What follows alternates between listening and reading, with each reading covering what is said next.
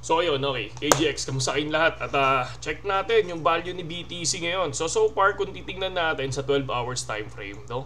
So ito yung pinaka support and resistance natin, tong area na to, 99.5 and 94.139. So kung titingnan natin dito, is 1, 2, 3 confirm naman. Kung hahabaan natin yan, confirm talaga na ito yung resistance niya or pwedeng bumaba hanggang dito sa area na to. No? Possible 1, 2, 3. So possible ito, pwede rin to, itong resistance ito, 93.5, no? So far, kung titingnan naman natin, is nag-bounce siya dyan sa 94.139, no? So ano ba yung pwede mangyari dyan? Pwedeng umangat muna or pwede rin bumaba. Ganun kasimple lang yan. Kasi ang galaw naman ng market, baba, angat. So ang importante, meron kang support and resistance, okay? So possible kung ako maglo-long position ako, no? Kunyari, kung maglo-long position ako, itong area na to, yan 93.6 or 93.5, 93.5, so 93.5. Possible kung gusto nyo mag-long, pwede kayo mag-long ngayon, tapos ang cut loss nyo si 93.6 or 93.5. Pwedeng ganun naman klase kapag kunyari, ganun naman yung ginagawa natin kapag nagbibigay tayo ng minsan ng signal. Kunyari kung maglo-long ako, mag-short ako, pero ang importante dyan, lagi nyo tatanda, dapat may cut loss kayo.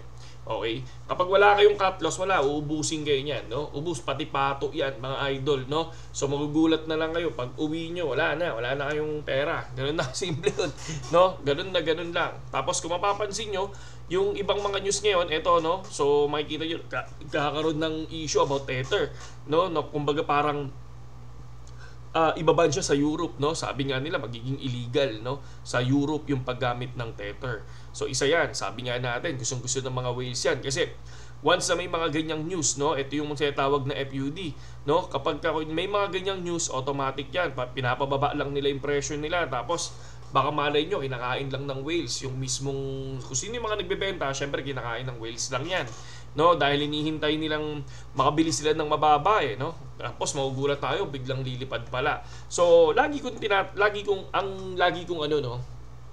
Ang tagal kong hinintay din kahit papaano yung bull market, di ba? So yes, nagkaroon tayo ng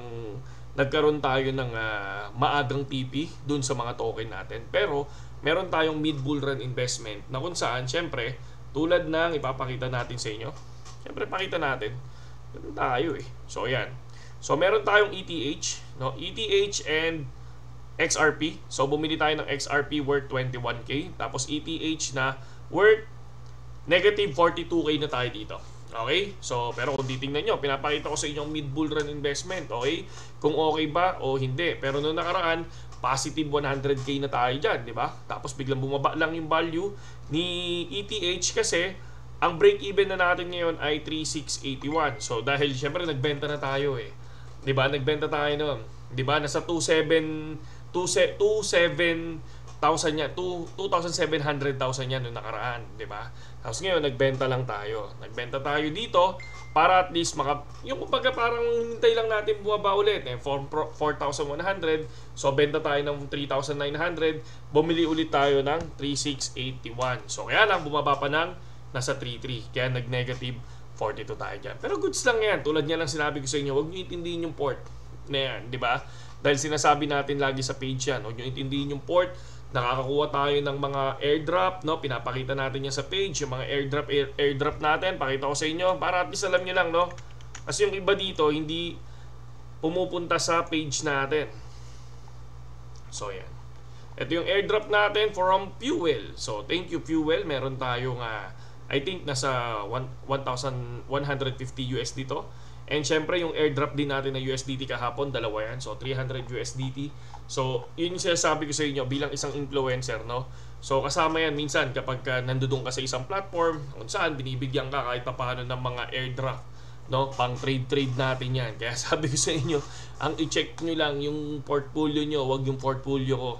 Okay? Kasi dito sa atin, pinapakita natin kung kikita ba tayo sa mid bull run investment o hindi. Okay? So itong channel na to is pinapakita natin yung totoo. Okay? Hindi yung basta sinasabi na bumili ng token pero hindi naman, di ba? Yung iba wala kayong makikitang port. No, sa atin, nagulat nga tayo nung simula nung nagpapakita tayo ng port, nagpapakita na din yung iba eh. So pero dito, gusto natin makita kung talagang magkakaroon tayo ng income or magkakaroon tayo ng kita, no?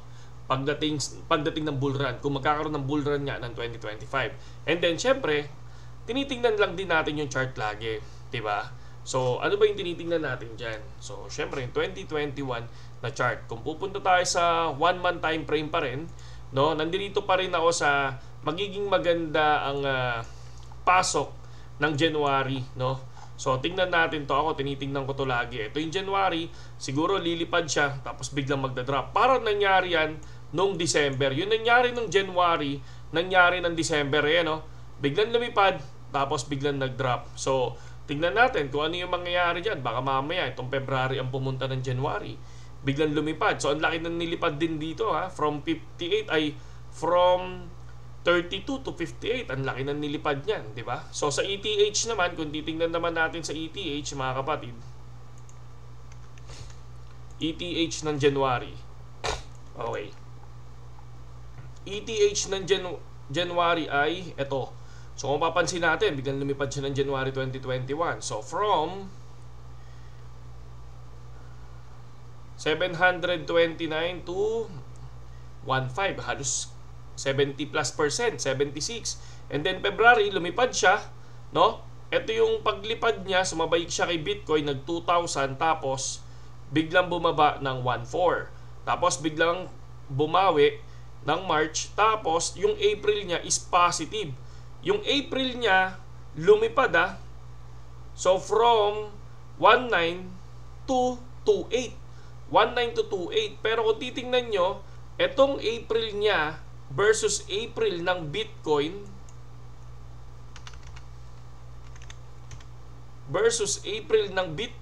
no? Tingnan natin yung April ng Bitcoin, mga pogi. Kita nyo? Laglag ang BTC ng April. Okay, pero ang ETH lumipad. So I think yun yung tinatawag na alt season, parang gano'n. So dahil lumipad si ETH, bumagsak si Bitcoin. 'Di ba? Yun yung hinihintay natin. So ngayon, ako naka-hold lang tulad ng sinabi ko sa inyo. Pinapakita ko 'yan, no? Once na nagbenta na ako, sasabihin ko din 'yan. Okay? Ganun tayo mga kapatid, nagsasabi tayo ng katotohanan pagdating sa ganito, no? Siyempre, ang gusto natin pagdating ng bear market ulit, 'di ba? So sama-sama tayo mag-iipon ng mga token and then hihintayin natin sa loob ng 3 taon o 4 na taon, di ba? So yun yung gusto natin mga kapatid, no? Para at least hindi tayo para sabay-sabay yung lipad, di ba? So mas maganda yon kapag may Telegram na tayo. Okay? So ayan, katulad nito, karaniwan, so January 1 babagsak daw ang market. Ako hayaan ko lang yan. Sabi ko nga sa inyo, ako nagsasaya, no? Yung kumbaga, saan ba tayo galing? Tulad ng sinabi ko, saan ba tayo galing mga kapatid? So nagbakasyon lang tayo, to.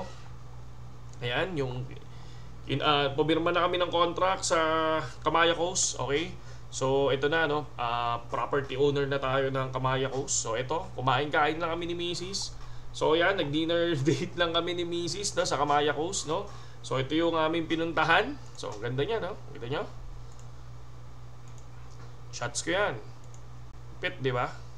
So, ayan yung aming biniling property dyan kami. Tapos ito, sabi ko, relax, and then tingnan ko kung ano yung mangyayari ng 2025. Ganun lang, di ba? So, tulad nga ng sinabi ko, invest yung kaya mawala, hindi yung i-invest yung hindi ka makakatulog, tapos yung, alam mo yon, yung tipong ang gagawin mo, tingin ka ng tingin ng market, nako, hirap yun. Ang dami maapektuhan dyan, pati trabaho nyo maapektuhan dyan, okay? So, yun lang. Ito, katulad nito, Eric Trump, no, gusto daw niyang maging 1 million, no? Ito yung prediction niya. Hindi malayong mangyari yan, no? Yung ganyang klaseng, yung prediction na yan, mga idol, no?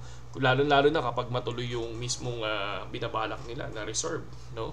Sa Bitcoin. And then, hinihintay lang natin yung January, inauguration, hinihintay natin yan. Yung mga pangako ni Trump, no? Hinihintay natin lahat yan. So, kaya hindi tayo bebenta. Ang dami nagsasabi, mag-60,000 lang si BTC. Once na bumagsak yan, okay. Waiting na lang ulit.